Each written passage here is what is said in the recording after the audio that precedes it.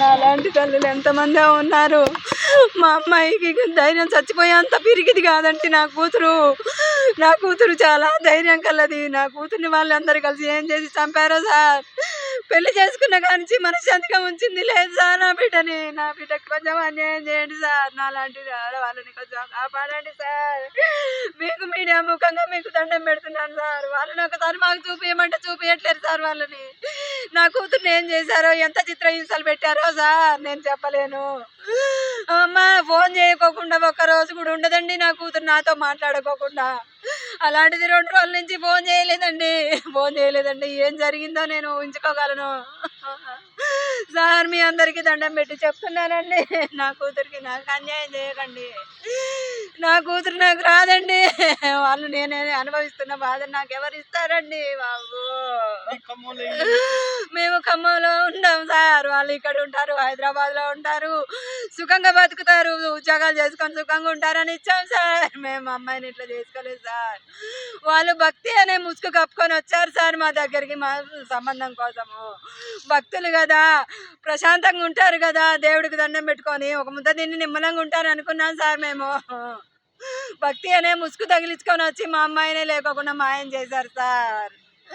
వాళ్ళ అమ్మగారు ఒకనొక టైంలో అన్నారంట సార్, ఒకనొక టైంలో నువ్వు చచ్చిపోతే మీ అమ్మకి ఇది అవుతుంది కానీ నాకేం కాదు, నా కొడుకు ఇంకో పెళ్లి చేస్తానని చెప్పారు సార్ వాళ్ళు. వాడికి మా అబ్బాయి సార్ మంచోడు కాదు సార్, వాడు సైకో మెంటాలిటీ సార్. మీరు మాకు మీడియా ముఖంగా మీరేమన్నా చేస్తే మీకు రుణపడి ఉంటాను సార్. నీ జీవితాంతం మీ పేరు చెప్పుకొని బతుకుతాను సార్. మాకు 2 ఆడపిల్లలు సార్. మాకున్న దాంట్లోనే మేము పిచ్చుకలు పెంచుకున్నాం సార్. వానికి రాబంది లాగేసేసినాం సార్. నా కడుపు కోతను ఎవరు తీరుస్తారండి? మీరు కొంచెం న్యాయం చేసి మీరు పుణ్యం కట్టుకోండి సార్. నా బిడ్డ. మీడియా మిత్రులకు నమస్కారము.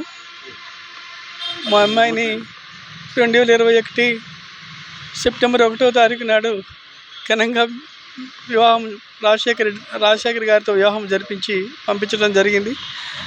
వివాహం తదనంతరం ఒక 4 నెలలో 3 నెలలు మంచిగా ఉన్నారు. ఆ తర్వాత నుంచి అనేకమైనటువంటి గొడవలు, తర్వాత ప్రతిసారి డబ్బులు అడగటం, నేను డబ్బులు పంపించడం ఆధారాలు కూడా ఉన్నాయి నా దగ్గర. కానీ తర్వాత మొన్న జూన్లో పెద్ద మనుషుల సమక్షంలో 4-5 సార్లు పంచాయతీ మా యూనియన్, మా ఉపాధ్యాయ సంఘం మిత్రులు పెద్దలందరూ కూర్చొని వాళ్ళ తరపు నుంచి పెద్ద మనుషులు వచ్చారు. ఆ పెద్ద మనుషుల సమక్షంలో కూర్చొని పరిష్కరించడం జరిగింది. 4-5 సార్లు కూర్చున్నాము. తర్వాత వాళ్ళు బతిమిలాడి భంగపడి నా కాలేలు పట్టుకొని ప్రాధేయపడి తీసుకెళ్లారు. ఆ తర్వాత మళ్ళీ సెప్టెంబర్ 17, 2024వ తారీఖున అంతే కదా, 24వ సంవత్సరంలో సెప్టెంబర్ 17, 24వ సంవత్సరం 2024 సంవత్సరంలో మళ్ళొకసారి గొడవ జరిగింది. ఆ అమ్మాయి ఇంటికి రావడం, అమ్మాయిని కొట్టడం కూడా జరిగింది. ఆ గాయాలతో వచ్చింది. ఆ గాయాలు కూడా నా దగ్గర ఇప్పుడు నా ఫోన్లో ఉన్నాయి. దాంతో చేసేది ఏం లేక మేము ఖమ్మం మహిళా పోలీస్ స్టేషన్లో కేసు నమోదు చేయడం జరిగింది.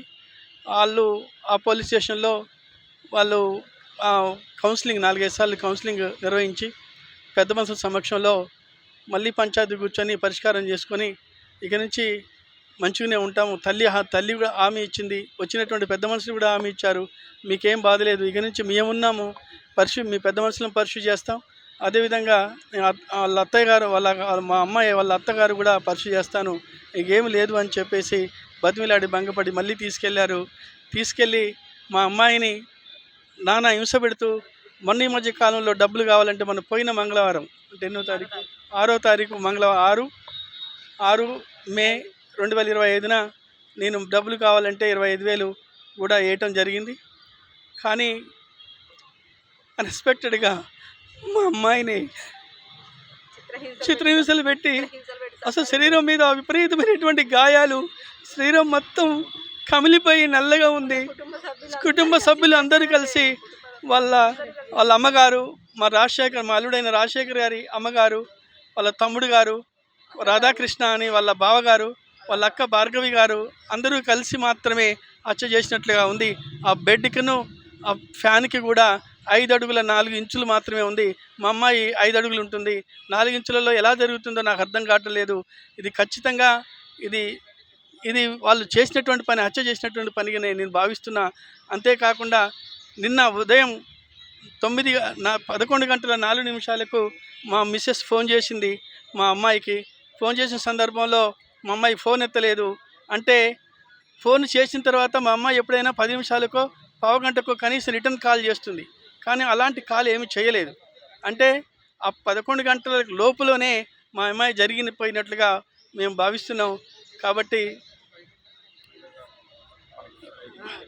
మాకు 5:04 నాకు ఫోన్ చేయడం జరిగింది.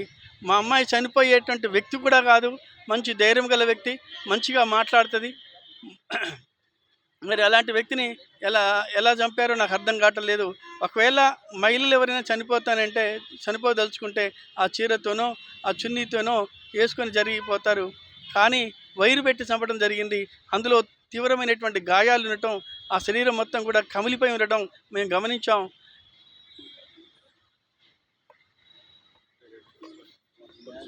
ఇదని పోలీస్ వాళ్ళకి కూడా కంప్లైంట్ చేసాం. ఇంతవరకు మరి అది అరెస్ట్ చేశారని అంటున్నారు. తల్లిను కొడుకుని అరెస్ట్ చేశామని అంటున్నారు. కానీ వాళ్ళు ఇంతవరకు మాకైతే చూపించలేదు. మేము ఆ కేసు కూడా ఇంకా ప్రొసీడ్ అవుతూ ఉన్నది. పోస్ట్ మార్టం కూడా కాలేదు. వాళ్ళతో మాట్లాడదాం, కనీసం ఒక మాట అడుగుదాము, ఏంటి మా అమ్మాయిని ఇలా చేశారు అని అడుగుదామంటే కూడా వాళ్ళు అవకాశం ఇవ్వట్లేదు. మరి ఏం జరిగిందో ఏంటో తెలియడం లేదు. ఇది జరిగినటువంటి తగు విచారణ చేసి దయచేసి మాకు న్యాయం, నాకు 2 ఆడపిల్లలు, నాకు న్యాయం చేయగలదని కోరుతున్నాను సార్. హిట్ టీవీ యాప్, ఇందులో short news, live news, entertainment shows, movies, digital magazines తో పాటు మీ జిల్లా వార్తలను కూడా ఫ్రీగా చూడొచ్చు.